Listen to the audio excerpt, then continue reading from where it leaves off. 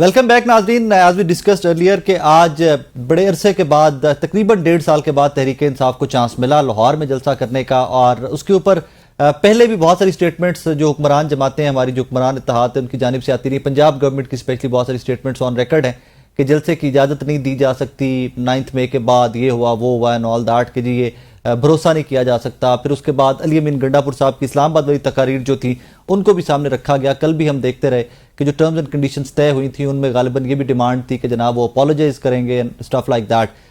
2-3 सवाल हैं जो मैं आज अपने हमारे जो सीनियर एनालिस्ट हमारे इस सेगमेंट के मेहमान हैं उनके सामने रखना चाहूँगा, माजिद निज़ामी साहब के सामने रखना चाहूँगा। मेरे भाइयों जैसे भी हैं और जब कुछ सीखना होता है, जब कहीं पे फंस जाते हैं हम, तो हम माजिद भाई से रब्ता करते हैं। माजिद भाई, 2-3 मोटी मोटी चीज़ें। एक तो सबसे पहले कि लाहौर में इस जलसे का इम्पैक्ट आप किस हद तक देखते हैं? जी बहुत शुक्रिया। मुझे ये लगता है कि लाहौर का जलसा इटसेल्फ बड़ा अहम इसलिए भी है कि यहाँ से कोर कमांडर हाउस और 9 मई वाला वाकया इनिशिएट हुआ था, और जो सबसे अहम और सबसे बड़ी FIR है 96/23 वो लाहौर से हुई थी, जिसकी बुनियाद पे फिर सैकड़ों गिरफ्तारियां हुई। जी बिल्कुल। उसके बाद फिर हमने देखा कि लाहौर से ही फॉर्म 47 जो कि हुकूमती मंजूर शुदा होता है, 45 की बात नहीं कर रहा मैं, 47 के मुताबिक तहरीक इंसाफ को 1 मिलियन से ज्यादा वोट्स लाहौर में मिले। तो ये दोनों पॉइंट्स को जब हम मिलाते हैं तो फिर ये पता चलता है कि ये जलसा तहरीक इंसाफ के लिए इसलिए भी इंपॉर्टेंट था। एक तो ये है कि इस पूरे अरसे में कोई पॉलिटिकल एक्टिविटी प्लान नहीं हो सकी। 9 मई की वजह से, गिरफ्तारियों की वजह से पार्टी सारी की सारी मंजरें आम पे नहीं थी, लीडर्स रुपोश थे। दूसरा ये है कि फिर इन्होंने इलेक्शन के अंदर एक अच्छा कंटेस्ट दिया और लाहौर की कई सीटों के ऊपर तज्जियाकार माहिर ये कहते हैं कि जी यहाँ पे मुबैना तौर पर धांधली हुई, मियां नवाज शरीफ हार चुके थे, हमजा शहबाज हार चुके थे, तो यहाँ पे रद्दोबदल किया गया। तो एक अखलाकी फतह भी PTI के पास लाहौर में थी। इन दोनों पॉइंट जब हम लेके चलते हैं तो फिर ये जलसा मुझे ज्यादा अहमियत का हामिल लगता है, क्योंकि ये स्टैब्लिश हो जाएगा इस जलसे के साथ कि हाँ, अब पंजाब से अगर तहरीक इंसाफ एक एहतजाजी तहरीक मुनज़्ज़म करेगी तो उसका प्रेशर होगा, और उसी की बुनियाद पे तहरीक इंसाफ अपने लिए या अपने बानी चेयरमैन इमरान खान साहब के लिए कुछ रियायतें हासिल कर सकती है। और आज के जलसे को अगर आप देखें तो क्या आपकी असेसमेंट क्या है कि क्या तहरीक इंसाफ इस मूड में, इस मिजाज में है, या इतने लोग थे? क्योंकि अज़मा बुखारी साहिबा जो इंफॉर्मेशन मिनिस्टर है पंजाब की, उनके बकौल तो पहले 1500 से 1600 लोग थे, फिर बाद में स्टेटमेंट आती है कि 3000 के करीब टोटल लोग जो जलसा का मौजूद थे। आपकी असेसमेंट क्या है? ये मैं तो इन आदादो शुमार से बिल्कुल इख्तलाफ करूंगा। उसकी वजह यह है कि गवर्नमेंट में मौजूद जो भी वुज़रा होते हैं, बहरहाल चाहते हुए उनकी ये जिम्मेदारी होती है कि उन्होंने अपोजिशन के नंबर्स को, उनके जोशो खरोश को कम करके उसके ऊपर तंज करके दिखाना होता है, और ये पाकिस्तानी सियासत की एक रवायत रही है। इसलिए मैं इनसे तो बिल्कुल अग्री नहीं करता। वहां पे लोग जो मौजूद हैं, जो क्राउड है, एक तो उसकी पार्टिसिपेशन बड़ी इंपॉर्टेंट होती है, उनका जोशो जज्बा बड़ा इंपॉर्टेंट होता है, उसके साथ साथ वहां पर होने वाली तकारीर बड़ी इंपॉर्टेंट होती हैं। इसलिए आज से मुझे लगता है कि तहरीक इंसाफ का एक कामयाब शो है कि जिसके जरिए दावा कर सकते हैं कि उन्होंने लाहौर के अंदर अच्छा परफॉर्म किया है। अब एक और चीज के ये जो 43 के करीब टर्म या शराइत थी इस दफा भी, ये शराइत वाली रिवायत नहीं डल गई कि जहां पर जलसा की सियासी जमात को करना होगा वो पहले DC के साथ बैठेगी, वहां पर शर्तें शराइतें होंगी। और एक चीज जो कल मैंने पढ़ी, तो शायद मेरे पास उसकी बहुत ज्यादा इंफॉर्मेशन नहीं थी, इसलिए भी मुझे बहुत ऑड लगी कि एक डिप्टी कमिश्नर के ऑफिस जिसने इंतजामी अमूर देखने हैं जिले के, जिसने इजाजत देनी है, वो कैसे किसी पॉलिटिकल एक्टिविटी में किसी एक स्पीच के ऊपर डिमांड कर सकता है कि जी फलां शख्स आके माफी मांगेगा तो हम इजाजत दे रहे हैं, और 43 शर्तें टोटल थी इस जलसे के लिए। जी बिल्कुल, ये बड़ी अजीबोगरीब रवायत इस्टेब्लिश हो रही है पाकिस्तानी सियासत के अंदर, कि जिसके अंदर ये सारी चीजें तहरीरी तौर पर बयान की जाती हैं। मामला ये है कि सियासी जमातों का इन चीजों से कोई ताल्लुक नहीं होता। हुकूमत को भी चाहिए, क्योंकि उन्होंने भी ऑपोजिशन में जाना होता है और ऑपोजिशन करनी होती है, वक्त एक सा नहीं रहता। लेकिन जो इस तरह की टर्म्स एंड कंडीशंस हैं, ये बिल्कुल ऐसे ही है जैसे आप बैंक अकाउंट ओपन करवाते हुए एक लंबी फहरिस्त बना देते हैं, कॉन्सर्ट हैं तो पता चलता है कि टर्म्स एंड कंडीशंस की एक बहुत बड़ी फहरिस्त है, लेकिन प्रैक्टिकली इसका ताल्लुक नहीं होता। मिसाल के तौर पर अगर आप वक्त की पाबंदी नहीं करते तो इसकी एक FIR हो जाएगी, जहां 50 FIR और हुई हुई है, एक और हो जाएगी।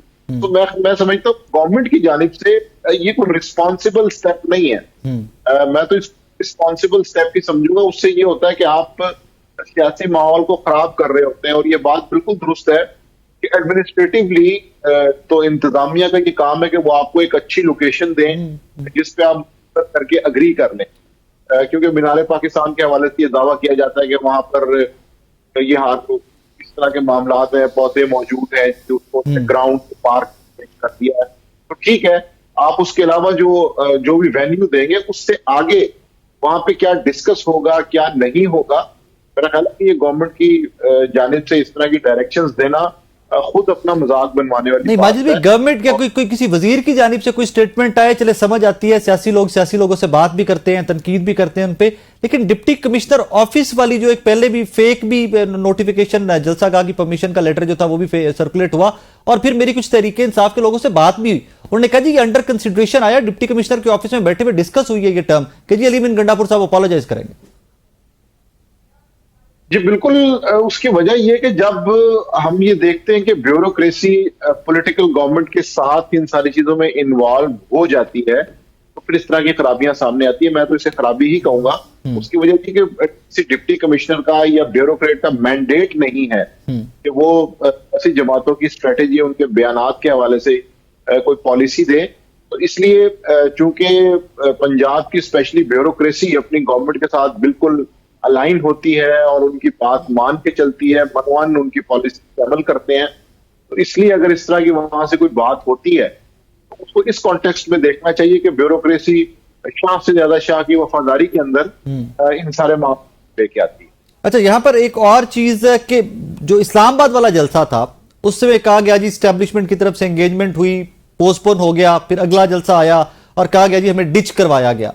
अब इस जलसे में जिस तरह पहले कंटेनर लगे, रात को मैं लाहौर में इस टाइम पे मौजूद था, मैंने खुद कवर किया, कंटेनर लगे हुए थे, फिर 8-1 से इत्तलात आई कि जनाब कंटेनर्स हटा दिए गए। ये भी कोई अरेंजमेंट के तहत इजाजत मिली है? व्हाट इज योर रीडिंग कि अरेंजमेंट था या ये हुकूमत पंजाब ने इजाजत दी है? कोई ट्रैप है क्या? कुछ समझ आती है इसकी आपको? जी बिल्कुल। मुझे तो ऐसे लगता है कि इस हवाले से कुछ ना कुछ बातचीत का सिलसिला शुरू हुआ है। उसकी वजह यह है कि जिस तरह से मुस्लिम लीग नून और तहरीके इंसाफ की जानिब से बयानबाजी की जा रही थी कि अटक पुल के ऊपर जो है वो कोई मुहासरा होगा या जलाओ घेराव होगा, वो हमने देखा कि वो बड़ा स्मूथली हो गया है। तो इसका मतलब है कहीं ना कहीं कोई राब्ते मौजूद है। उसकी वजह यह कि पंजाब गवर्नमेंट या फेडरल गवर्नमेंट इस टाइम पे कि जब उन्होंने एक तरमीम भी करनी है, उससे पहले वो ऐसी कोई एजिटेशन अफोर्ड नहीं कर सकते कि जिसके अंदर उसके ऑप्टिक्स बड़े बैड हों या एक उसका बुरा तासुर पड़े। इसलिए मैं बिल्कुल इसकी तफसील हमारे सामने कुछ लम्हात में आ जाएगी, लेकिन जो वाकयात की टाइमलाइन है उसको देख के ऐसे लग रहा है कि बिल्कुल ये कोऑर्डिनेटेड एफर्ट है, और अब ये डिपेंड करता है कि इस चीज को कैसे आगे लेके चला जाता है। कॉज वही ख्वाजा आसिफ साहब की भी इसके ऊपर ट्वीट थी ना, अटक पुल वाली, वही बार बार मल्टीपल ट्वीट्स की उन्होंने, इतने दिन रह गए, इतने दिन रह गए, और फिर वो अपॉलॉजी जो है वो रिटर्न अपॉलॉजी से फिर शिफ्ट होगी जी, अगर वो जलसागाह में भी अपॉलॉजी कर लेंगे तो भी एक्सेप्टेबल है। और अपॉलॉजी क्या हुई, वो आज की तकारीर कुछ मैंने भी सुनी, कुछ आपने भी सुनी होंगी, आज भी टोन काफी हद तक वही थी जो इस्लामाबाद वाली थी। वो पिच नहीं थी, उतनी सख्त तकारीर नहीं थी, लेकिन टोन काफी हद तक वैसी ही थी आज भी रहनुमाओं की। जी बिल्कुल। उसकी वजह यह कि तहरीके इंसाफ के लिए ये अफोर्डेबल नहीं है कि वो कोई होम्योपैथिक तकारीर करके अपने वोटर को मायूस करे, क्योंकि वो जो पॉलिटिकल इवेंट्स की एक टाइमलाइन है उसको अगर हम देखें तो पता ये चलता है कि इस वक्त तहरीके इंसाफ का जो सपोर्टर है वो चार्ज्ड है, और वो ये समझते हैं उनके साथ फरवरी में एक नाइंसाफी की गई और उसके लिए उन्हें मुतहर्रिक होना चाहिए। तो जब हम इस चीज को देखते हैं कि जी पार्टी की आदत जेल में है, जो सेकंड टियर है वो रूपोश है, नीचे कारकुनान मुकदमों का सामना कर रहे हैं और इलेक्शन के अंदर भी धांधली के इल्जाम लगते हैं, तो उसके बाद हम ये किसी पार्टी से एक्सपेक्ट नहीं कर सकते कि वो अपने पांव पे कुल्हाड़ी मारते हुए को होम्योपैथिक सी स्पीचेस करें और उसके बाद वो घर जाए। तो इस वक्त एजिटेशन चूंकि बिल्ट अप हो रही है, तो उसके अंदर इस तरह की जोशीली तकारीर जो है वो किसी भी पार्टी के लिए बहुत जरूरी होती है। आज भी लास्ट क्वेश्चन मेरा आपसे, आई नो कि आपका वक्त भी बड़ा कीमती है, मेरा लास्ट क्वेश्चन के एक स्टेटमेंट अभी भी बार बार सर्कुलेट कर रही है गवर्नमेंट ऑफ पंजाब के कुछ वुज़रा ने अब से कुछ चंद घंटे पहले एक प्रेस कॉन्फ्रेंस की कि जी इश्तिहारियों को पकड़ना गवर्नमेंट की जिम्मेदारी है, और आज के जलसे में हमने देखा कि सबसे पहले हमारे अजहर साहब आए स्टेज के ऊपर, काफी सारे इस तरह के लोग आए जिनके ऊपर एफआईआर हैं, जमानतों पर हैं, किसी में जमानतें नहीं हैं, कोई और नई एफआईआर हुई हैं। तो क्या ये गिरफ्तारियां या क्रैकडाउन जो है ये एक जलसे के बाद जस्टिफाइड है किसी भी तरह से, या ये होने जा रहा है फर्दर भी, इस पे कोई थोड़ा प्रेशर आएगा फर्दर पीटीआई? मुझे लगता है कि ये हुकूमत की जानिब से कुछ नफ्सियाती हरबे होते हैं कि जिसकी वजह से कोई भी हुकूमत ऑपोजिशन को वीक करना चाहती है। मिसाल के तौर पर एनओसी बिल्कुल लेट देना, 24 घंटे पहले फैसला होना, ताकि जलसे का माहौल ना बन सके, एक कंफ्यूजन मौजूद रहे। फिर ये होना कि जी रुकावटें हैं, मसाइल हैं, जलाओ घिराव होगा, तो ताकि लोग उस जलसे की तरफ ना आए। फिर उसके साथ साथ चूंकि मामला यहाँ पे चल रहा है कि पार्टी क़यादत रूपोश है, कुछ लोग मुकदमात में इश्तिहारी हैं, तो मैं नहीं समझता क्राउड के सामने उन लोगों पर हाथ डालना इतना आसान होता है या उसके बाद उनको फॉलो करना। तो अगर इस टाइम लाइन को हम देखें तो हुकूमत की जानिब से ये कुछ प्रेशर टैक्टिक्स होते हैं कि जिसकी वजह पोजीशन के वोटर को, सपोर्टर को किया जाता है, कंफ्यूज किया जाता है, ताकि वो जो एक जलसा है या वो जो उसका एक इम्पैक्ट है वो उस तरह से। जाते जाते मुझे ये बताइए कि आपके नजदीक जलसा कामयाब था, मकासद जो थे वो हासिल कर लिए तहरीक इंसाफ ने? जी, लाहौर की सिचुएशन को देखें और जिस तरह हमने प्रोग्राम के शुरू में बात की कि 9 मई तो लाहौर के अंदर ये तहरीक इंसाफ की एक अच्छी एक्टिविटी थी कि जिसका मेरा ख्याल है कि तहरीक इंसाफ के वर्कर पे बड़ा पॉजिटिव इफेक्ट पड़ेगा।